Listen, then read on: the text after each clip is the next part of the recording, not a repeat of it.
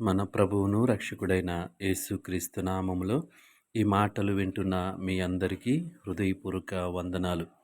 ఈరోజు నా కోసం ఆత్మీయ కార్యక్రమానికి మిమ్మల్ని అందరినీ ప్రేమపూర్వకంగా ఆహ్వానిస్తా ఉన్నాను. అందరూ బాగున్నారు కదా? ప్రభు కృపను బట్టి మీరంతా క్షేమముగా ఉన్నారని నమ్ముతా ఉన్నాను. ఈ సమయంలో కొద్ది నిమిషాలు దేవుని మాటలు ధ్యానం చేద్దాం. చిన్ని ప్రార్థన. పరిశుద్ధుడా, ప్రేమగల తండ్రి, గొప్ప దేవుడా, నీకు వందనాలు ప్రభా. ఈ సమయంలో నీ మాటలు వినటానికి ఆశ కలిగి ఉంటుండగా వాక్యపు వెలుగులోంచి మా అందరితో మాట్లాడమని యేసు నామంలో ప్రార్థిస్తున్నాము తండ్రి. ఆమేన్. ఈరోజు దేవుని వాక్యము నిర్గమకాండము 33 అధ్యాయము 14 వచనము. అందుకు ఆయన, నా సన్నిధి నీకు తోడుగా వచ్చును. ఈ వాక్య భాగాన్ని మనము పరిశీలన చేసినట్లయితే మనకి తోడు ఎవరు అంటే ఆయన యొక్క సన్నిధి.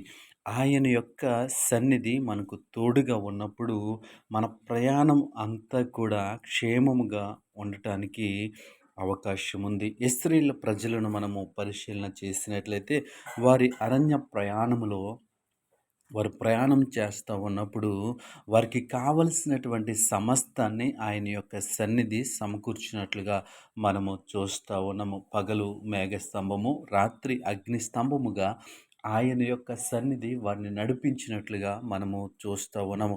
ఆ అరణ్యములో ప్రయాణం చేస్తూ ఉన్నప్పుడు వారికి కావలసినటువంటి ప్రతిదీ కూడా ఎవరు సమకూర్చారు అంటే ఆయన యొక్క సన్నిధి, ఆయన యొక్క తోడు వారికి సమకూర్చినట్లుగా మనము చూస్తూ ఉన్నాం.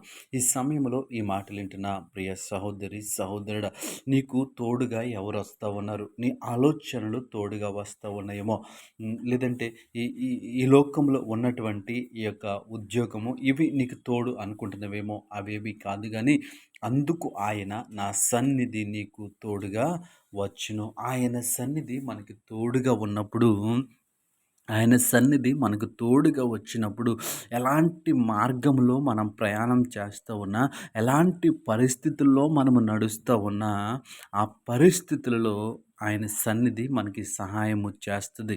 ఆయన సన్నిధి మనకు తోడుగా ఉన్నప్పుడు ఆ మార్గములో అన్నిటిలో కూడా ఆయన కృప మనకి తోడుగా ఉంటుంది. ఎందుకంటే ఆయన సన్నిధి, నా సన్నిధి నీకు తోడుగా వచ్చును. ఇశ్రాయేలు ప్రజలు ఆ యొక్క తినటానికి ఆహారం లేనప్పుడు, ఆ యొక్క త్రాగటానికి నీరు లేనప్పుడు, ఆ యొక్క పరిస్థితుల్లో వారు ప్రయాణం చేస్తూ ఉన్నప్పుడు, వారు ట్రావెల్ చేస్తూ ఉన్నప్పుడు దేవుడు అద్భుతంగా వారికి సహాయం చేశాడు.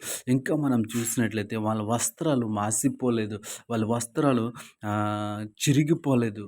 మనం చూసినట్లయితే వారి వారి యొక్క ఆ యొక్క చెప్పులు అరిగిపోలేదు. చాలా అద్భుతంగా వారు ప్రయాణం చేసినట్లుగా మనం చూస్తూ ఉన్నాం. నిజమే, ఈ లోకంలో మన జీవిత ప్రయాణము కూడా అద్భుతంగా, ఆశ్చర్యకరముగా ఉండాలి అంటే ఆయన సన్నిధి మనకి తోడుగా ఉండాలి. ఆయన సన్నిధి మనకు తోడుగా ఉంటే అద్భుతాలు మన వెంట వస్తాయి, ఆశ్చర్య కార్యాలు మన వెంట వస్తాయి. ఆయన సన్నిధి మనకు తోడుగా ఉండాలి అంటే మనము మన జీవితంలోనికి ఆయన్ని ఆహ్వానించే వారిగా ఉండాలి.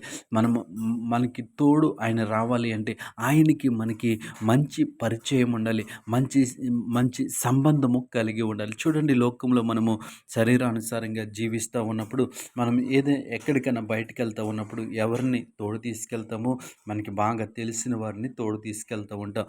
లేదా మన గురించి తెలిసిన వారిని, మనము నమ్మిన వారిని మనము తోడు తీసుకెళ్తూ ఉంటాం. కాబట్టి మనము దేవుని యందు విశ్వాసం ఉంచినప్పుడు, దేవుని యందు నమ్మకం ఉంచినప్పుడు ఆయన మనకి తోడుగా వస్తాడు. ఆయనకి మనకి మంచి సంబంధం ఉన్నప్పుడు ఆయన సన్నిధి మనకి తోడుగా వస్తుంది. కాబట్టి ఈ మాటలు ఏంటంటే మనము ఈ ఉదయకాల సమయంలో ఈ ఉదయకాల సమయంలో ఆయన సన్నిధిని మనకు తోడుగా ఉండమని ఆయన ఆహ్వానించినప్పుడు, ఆయన మాట యందు విశ్వాసం ఉంచినప్పుడు ఆయన సన్నిధి మనకు తోడుగా వస్తుంది.